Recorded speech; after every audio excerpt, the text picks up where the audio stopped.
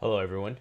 In this video, I'm going to be walking you guys through how to generate highly targeted B2B leads for cold email by scraping Apollo. So, for those of you who don't know, Apollo is one of the most popular and most accurate lead database softwares for generating leads and finding B2B leads in general.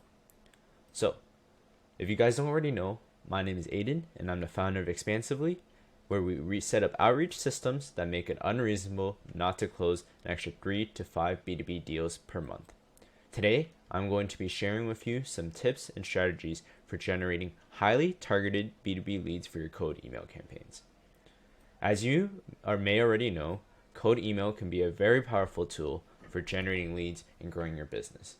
But to be successful, it's crucial to have high quality leads that are relevant to you and your business and your offering and will be receptive to your messaging. In this video, I'm going to be focusing on using Apollo search and scraping as well as scraping tools to find leads that are more likely to convert. So, the first step is you have to establish a target market or ideal customer profile. Before we start looking for leads, it's important to have a clear idea of who we're trying to reach. This is where the concept of a target market or ideal customer profile comes in. So, a target market is a specific group of people that you believe are most likely to be interested in your product or service. Same thing with an ICP. This could include factors such as industry, company size, location, and specific pain points or needs of your target audience. By identifying and focusing on a specific target market or ICP, you can improve the chances of success with your cold email campaigns. Here are some tips for identifying and narrowing down your target market or ICP. Start by looking at your current customer base. Who are your best customers? What do they have in common? What do they kind of have in common? Like, what are their common pain points, needs, and common traits about their business? Make sure that you research your industry and competitors to identify potential target markets. So if you know competitors in your industry, one really great way you can go about doing this and doing market research, just go and check their case studies, right? See what kind of companies a successful company in your market is already working with, and just kind of like find companies that are similar to that profile. So this is where Apollo search comes in to search for leads based on specific criteria such as industry or company size or buyer intent. So now that we've established our target market, we're going to go ahead and obviously use Apollo to search for leads that fit our profile. So Apollo, if you don't already know, is a powerful search engine for finding B2B leads based on specific criteria such as industry, location, and company size. And like I said, even more kind of data points, which I'll show you. It also it will allow us to search for leads based on intent, which can be a powerful way to find prospects who are actively searching for solutions like yours. Here's how you can use Apollo search to find leads. So let's take, for example, we're targeting manufacturing companies in the US with 50 to 100 employees. So let me go ahead and pull up Apollo here for you guys. So for a company size, right, I said, what was it, 50 to 100, so 51 to 100. So at this company size, you're probably going to be wanting to target, there's Gary Vaynerchuk, but you're probably going to be wanting to target, vice presidents, right? Since those are the people who are going to have kind of decision-making power. You could also target CEOs as well, but, vice presidents, you're directly going to be reaching the decision maker. So what you're going to want to do is go ahead and choose a management level, which Apollo has that filter. So go ahead and choose VP, right? And then, so if we were targeting manufacturing companies, what would they need? Let's say the manufacturing company, it was a lead generation, your lead generation company or software or agency or whatever, right? You would go ahead and obviously target the head of sales, right? VP of sales, because that's the person who's responsible for sales. Like I said, at this company size, VPs are typically the persons who are the decision makers, and you're going to want to find the sales guy if you're doing lead generation. If you're doing, let's say, social media marketing, you're going to want to find the head of marketing. If you're going to, do something related to their software, you're probably going to want to hit up the head of technology. You just want to, find, the department that would fit what you're trying to offer them, right? So that's at 50 to 100. If you're targeting 1 to 10, 20 to 50, then you could go ahead and just target CEOs, founders, C-suite, which is CEOs, right? So yeah, that's the job title search. And then from here, you're gonna want to choose your location. So let's say I want to target United States, right? And then like we said, we wanted to target manufacturing, right? So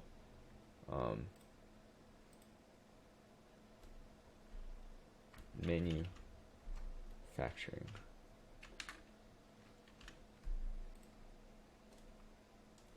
And then yeah, so that would just pull up some leads for us. Let me find if there's another building material. That would be like another manufacturer type of thing, right? So based off of these parameters, right, which is 50 to 100 VP of sales for these type of manufacturing companies, you get 657 leads that you can go ahead and access here, right? So now that you see these leads, right, you could go even further. You could target based on revenue, right? So how much money the company is making.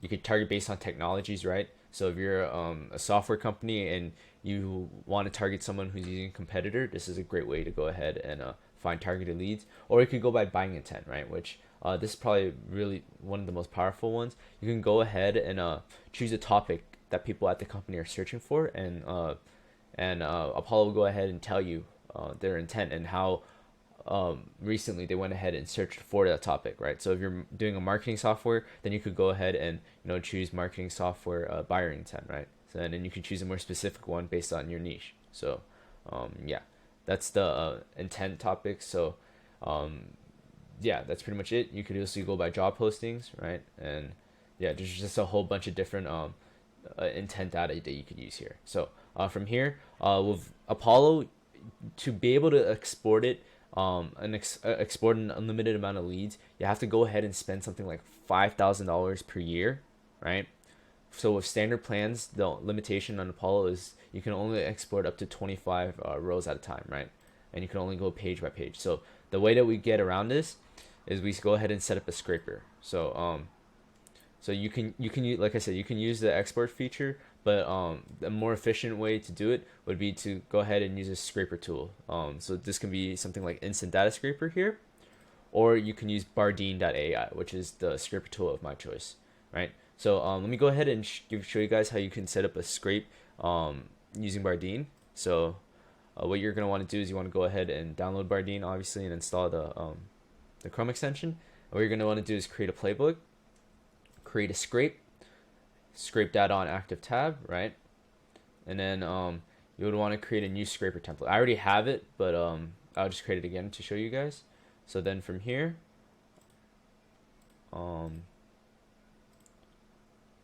you're going to want to click here, right? And then you're going to be scraping a list. So you're going to want to choose the list that I just chose right there. So then you're going to want to name it, and then you're going to start building. So from here, you're going to want to help the program locate the list. So you're going to click on two different items on the list. So I'll click here, and then you could I would just choose configure manually. So you would click on two different items in the list. So this is two names, so you click on these two names. So now it knows where to find each item in the list. So and now it's going to ask for the type of pagination. So how does it navigate through each page? So it will automatically go ahead and go through each page for you, rather than you having to manually export and click next. So this is where the pagination is, and now it says you can select the elements to scrape from. So from here, what you're going to want to get, obviously, you want to get the guy's name, or the person's name, their title, their company name here, and then from here you want to click on text link, right? This will be their website. From here, the link would be their LinkedIn, right? Here would be their Facebook, and then here would be their Twitter, right?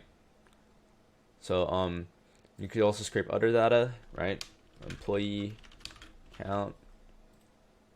You could choose your industry, and then keywords if you want, and then your location. Right? So now you're going to be able to go ahead and scrape all these data points.